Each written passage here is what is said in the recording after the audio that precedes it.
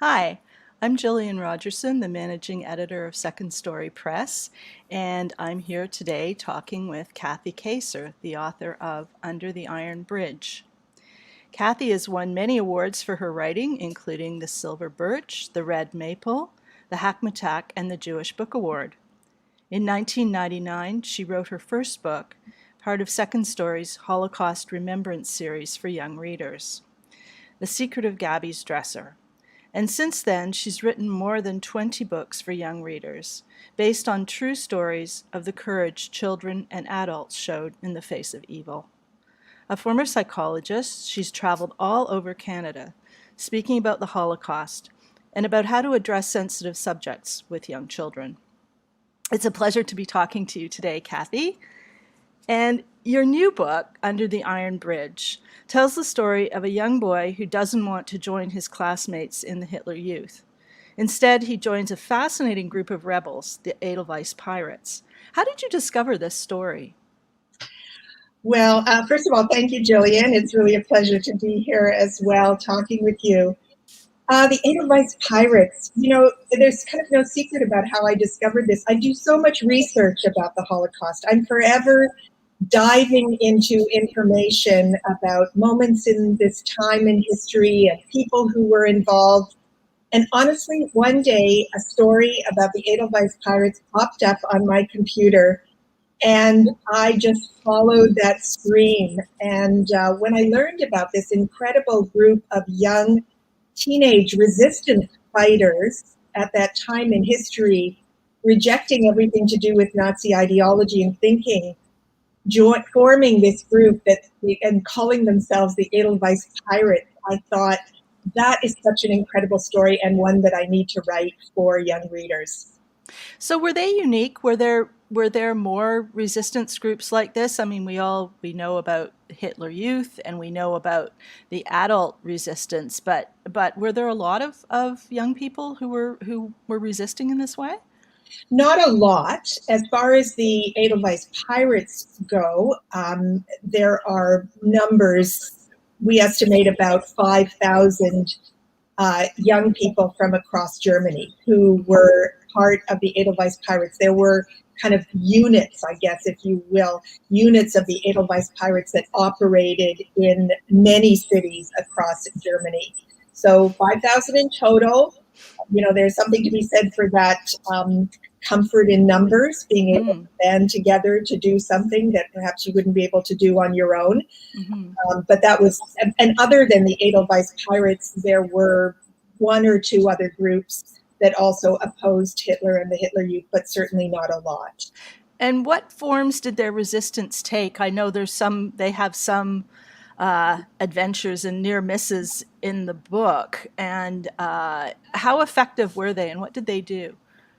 Well, so first of all, there's just their appearance. So they dress differently from the Hitler Youth. Hitler Youth were very conservative, short haircut, very serious looking young people.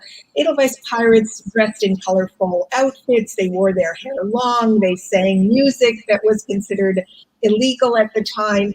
But more importantly than that, these are the things that they did. They offered shelter to escaped prisoners from concentration camps and escapees from forced labor camps. They made armed raids on military depots. They stole explosives and supplied them to resistance groups. So they were involved in some pretty heavy duty activities that were, of course, very dangerous. Those who were caught, and there were some that were caught, were either sent to labor camps, sent to prison or labor camps, and some were even hanged for their activities. So it was dangerous to resist Hitler at that time, especially as a young person. And so it's all the more admirable that these young people were willing to take on these risks and do something that they felt so strongly about. Yeah, these were young kids. They weren't young adults at all, were they? And Yeah, what happened to them? Sorry, go ahead. I'm just going to say between the ages of 14 and 17. So 14-year-old, that chooses to turn his or her back on Hitler and his ideology is a pretty incredible thing. And what happened to them after the war? Was their courage recognized in the way that other people's has been? Yeah, so there were the Edelweiss Pirates as a group were recognized as righteous among the nations. It's the highest honor that Israel can bestow upon anyone who has saved Jews during the Second World War. So that was a pretty significant honor that the group received. The Edelweiss Pirates kind of disbanded as a resistance movement after the war, but there are still some members that are alive today that come together in their group just as a group to sort of band together and remember what they did at one time. And your book is written from the point of view of a boy who isn't Jewish, and he's confronted with the actions of his friends and his neighbors. So, can you talk a bit about Paul's moral dilemmas in the book?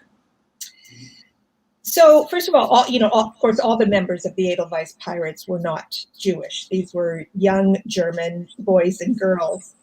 And yes, this book is written from the perspective of this 15-year-old boy named Paul, who at first is forced to join the Hitler Youth. It was the mandatory youth group at that time. Hitler was grooming young people to be future Nazis, to be future soldiers in his army.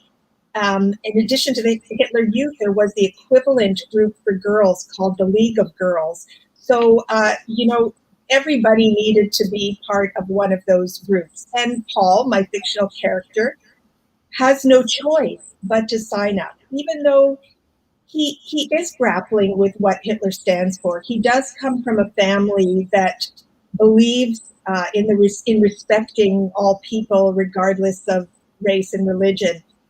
He's been raised in that kind of a liberal thinking family. So, but to protect himself and protect his family members, he does join up. And I think once he's in the Hitler Youth, he's confronted even more strongly with that ideology that he simply cannot support. He has there are friends, if you will, in the Hitler Youth who think even more strongly than he does, who believe that every Jewish person is worth less than anything. Their lives are worthless and they need to be eliminated from the face of the earth. Paul doesn't believe that. He doesn't want to believe that. And he encounters the members of the Edelweiss Pirates one day when he's on his own, listens to what they're talking about, listens to them talking about standing up against Hitler. My goodness, who could stand up against Hitler? Who could stand up against an organization like the Hitler Youth?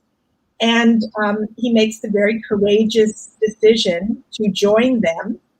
And despite the dangers that are present to all of them, and there certainly are dangers, he very much, decides that that is the direction that he wants his life to take.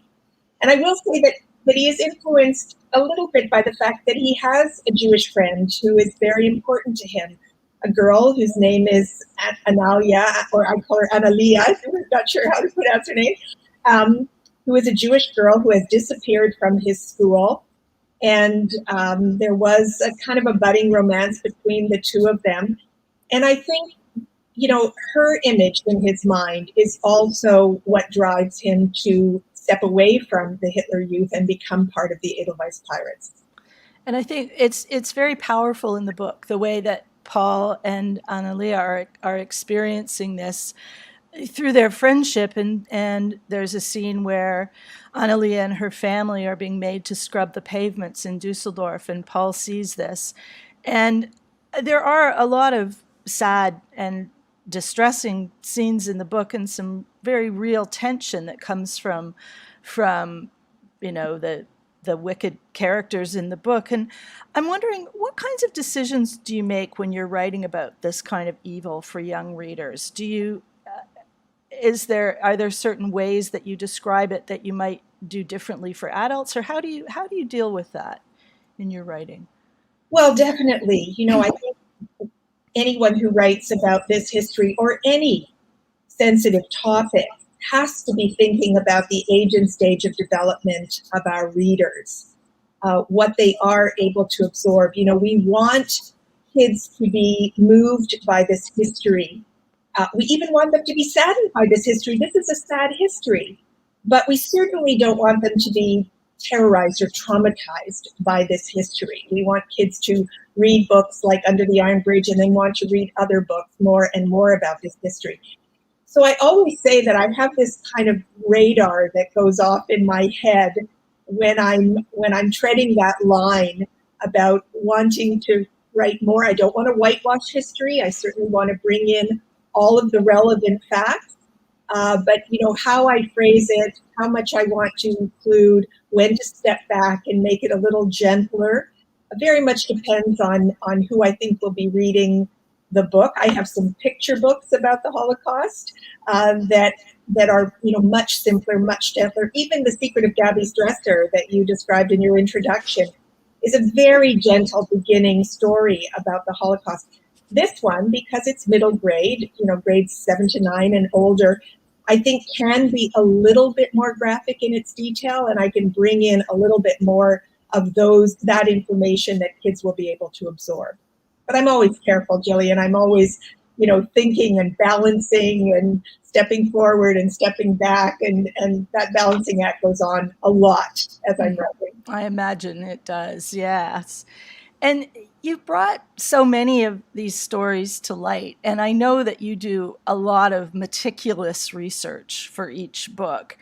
And I'm just wondering, when you're traveling around talking about your books, do people bring you stories now? Do they come up to you and say, I've discovered this incident, or my family had this story? Do people bring you stories now?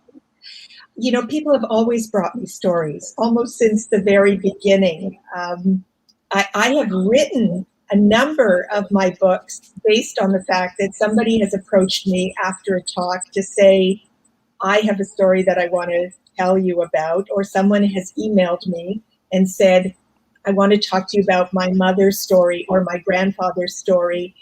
And I'm always curious about stories that people bring me, always thinking about whether that would make a great next book.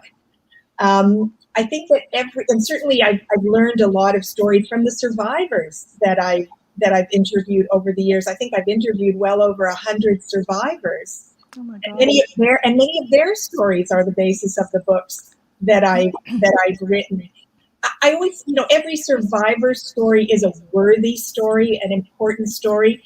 Not all of them will necessarily be right or appropriate for the books that I'm writing. So I'm always thinking, when I hear these stories, if there is something in there that maybe I haven't written about before, maybe something beyond just that survivor story. Is it a story about hidden children? Is it a story that takes place in a country I haven't written about before?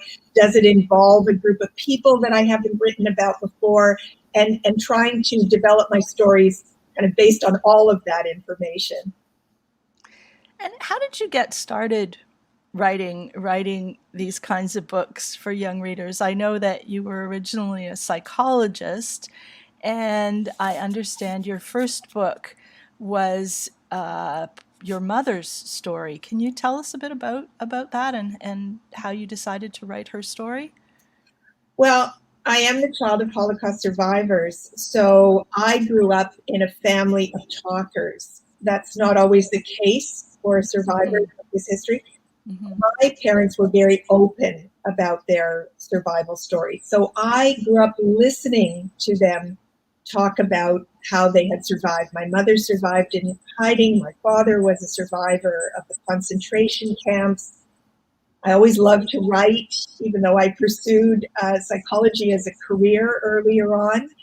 But I think at a certain stage, you know, I just knew I needed to write more. And if I was going to start writing, then the first story I was going to start with was that story about my mother, whose name was Gabby, and the story of her hiding in a cabinet, a dresser that was in her mother's dining room while Nazi soldiers searched through the house looking for her. And what made that story even more remarkable, my mother, of course, survived. She was one of the lucky ones to survive. That cabinet, that dresser that my mother hid in, was one of the only pieces of furniture that my family was able to retrieve from Europe after the war. My grandmother brought that dresser with her to Canada, where it sat in her dining room all the time she was growing up. And when my grandmother died a number of years ago, she left the dresser to me. So Oh. I have in my dining room the cabinet that my mother hid in during the Goodness. Second World War. So the power of that story and the power of this object, this thing that saved my mother's life, if you will, was so powerful to me as I was growing up. I just knew that would be the first story that I would write down, and was grateful that Second Story Press published it, and that became The Secret of Gabby's Dresser. And honestly, once I'd written the first one, I already had the idea for the next one in my mind. So I was kind of off and running, and I have not looked back since. And do you write exclusively for children and young people, or are you writing for adults as well? I have a couple of books that are adult books. So I think my books range from, at the youngest, it would be kind of age 7 or 8, grades 3 or 4 for some of my early picture books, and then all the way up, certainly through adolescence, into high school, college, university, and adult.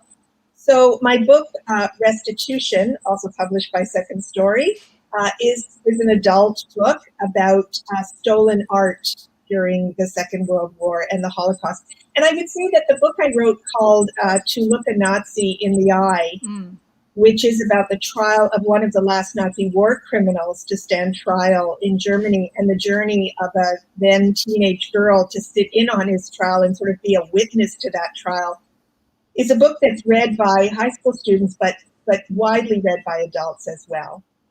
I write for the whole gamut. For me, it's about the story. If I find the right story that I want to write about, then I know that it will find its place. Whether that's for younger kids or for teenagers or for adults, it will find the right place to sit. And I know readers are always interested in writers' process and how a book comes to be. And I'm going to guess that yours starts with research. Can you talk a bit about how you put your books together? Well, there's no question that my writing does start with research, but I will say that it starts with kind of research and some writing simultaneously. So, for example, when I read the story of the Edelweiss Pirates, I was already thinking of little storylines in my head. I would be making notes about scenes or moments that I could think about that was relevant to that history. Even maybe a character or two that I would be developing that would portray that history in some way. So research is there, a little bit of writing is there. I'm a planner, a plotter. Plotter, not a pantser. Not a pantser. I'm definitely not a pantser. I'm a pretty meticulous plotter. We should explain that's writers either plot out their work or do it by the seat of their pants. Plotters are pantsers. Yeah. I listen to writers who say that they let their character take them wherever the character is going to take them. That is not me. I do pretty detailed, like almost chapter by chapter, detailed outlines of what the book will look like. I need to know where it's all going. I need to roughly plot out what the ending is going to be. And then that chapter by chapter outline becomes my blueprint. And like all blueprints, it can change as I'm writing or as I'm rethinking the chapters. I think, I'm going to need another chapter here about this, or what if I develop this story a little bit more in this direction, or take a different character that might go in that direction. So I change the blueprint, but blueprint is always there in front of me. And do you have a group of writer friends that you discuss your work with, or are you a more solitary producer? I'm pretty solitary in the process. Uh-huh. So while I'm writing, I may be talking about little bits and pieces here and there, but I'm pretty solitary as I'm developing the first draft. Once I have that first draft, and before I send it off to you or other publishers, um, I do circulate it to my little group of beta readers. I have my sort of personal little group of readers. And that's when I get kind of the first feedback, the first opinion on how it reads, what it sounds like, if there's anything that doesn't make sense, if there's anything I need to think about a little bit more. I get really valuable information from that group, make my changes. But I don't do much of that before I'm at the manuscript stage. So your books, you've written more than 20 of them now, and they've explored so many different aspects of the Holocaust and that period of time. And I'm wondering, are there particular lessons that you hope that young readers will take away from your books as they're reading them now and coming towards the middle of the 21st century? So I never, when I'm writing, I'm never thinking about what's the lesson of this book. I'm thinking about creating a compelling story for as many readers as possible. But when I look back on it, more and more recently, I have been writing about rescuers. I've been writing about individuals who demonstrated that kind of moral courage and good citizenship at a very dangerous time in history. And I'm more and more I'm writing about stories where I think there is a sense of compassion in the characters that comes forward as they're embarking on whatever journey they take. So in a book like Under the Iron Bridge, the Edelweiss Pirates did all of that, demonstrated compassion, demonstrated good citizenship, stood up against the prejudice and intolerance that existed in Germany at that time. And so if there's anything that I hope kids will take away, it's the example of groups like the Edelweiss Pirates who did the unthinkable, who did something dangerous, who were brave enough to stand up in the face of oppression. I think they are role models. Groups like the Edelweiss Pirates are role models for young people today. And I hope young people will see them as that. We'll see them as an example of compassion and an example of courage, and see that as a way of looking at their own lives and looking at the choices they might have to make about also standing up against oppression or prejudice or bullying or whatever it is that they encounter. And yes, I think in 2021 in this world, we need that compassion more than ever. Absolutely. So, And yeah.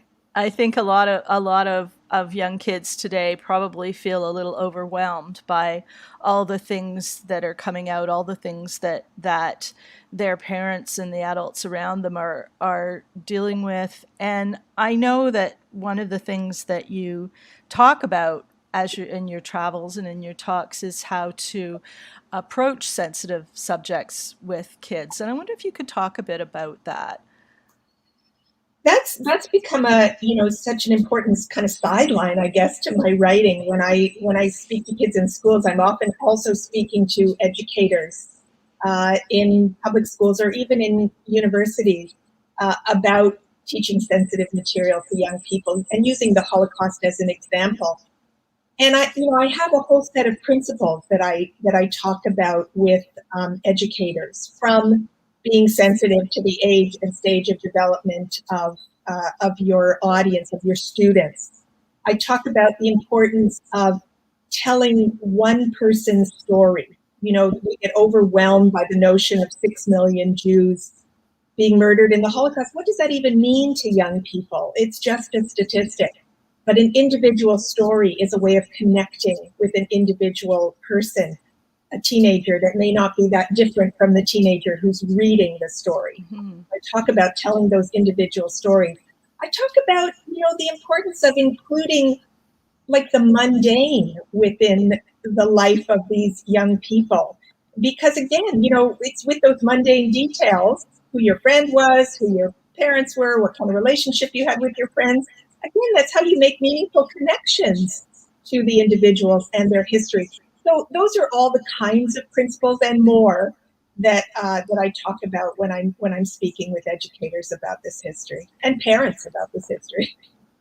And I think that's also in your books where the amount of research and understanding that you have shows, because there's so much detail about everyday life, and you're absolutely right, it does bring young readers into the story and brings the choices that your characters make. They can identify with those and think, well, there's a mean person in my class who might make me do something. How would I deal with that? And I think that is really important. So that's a place where your books really are very important. And I wonder if you can tell us what you're working on next. Oh, I'm very excited. There's always a new book idea in my brain. So I am in the midst of developing a new book with Second Story Press as well, a book that is being called Hidden on the High Wire. And it's again based on a true story about a girl who was part of a Jewish circus that existed in Germany before the Second World War. It was called the Lorch Family Circus. And the owner's daughter of the circus, a girl named Irene Danner, and her mother. The circus was forced to close down, as were all businesses in Germany at that time. And Irene and her mother ended up being hidden or harbored in another circus at that time, the Althoff Circus, run by a German family who were willing to take in this Jewish mother and daughter and keep them hidden inside the circus, where they continued to perform as the war went on. The Althoff Circus, was searched by the Gestapo several times, who suspected that there might be Jews hiding there. Oh my gosh. And yet this family managed to remain safe. So that is the next book I'm working on, all about circus life and this incredible family that remained safe during the war. Wow. And the incredible, if we want to talk about, rescuers, heroes at that time, this owner of the other circuit, Adolf Althoff, and his wife are certainly among those who were heroic in their beliefs in the humanity of Jews and their need to be protected, and in standing up and doing something courageous as well. Gosh, that sounds like an amazing story. And the story that you've told us this time, Under the Iron Bridge, is also an amazing story. And it will be published this month by Second Story Press. And you can find out more by visiting our booth here at the Day of Dialogue, or visiting our website at secondstorypress.ca. And I've been talking to Kathy Kacer, the author of Under the Iron Bridge and many other Holocaust remembrance stories for young readers. Thank you so much, Kathy. It's been really, really interesting and such a pleasure. Thank you, Jillian. A pleasure for me as well.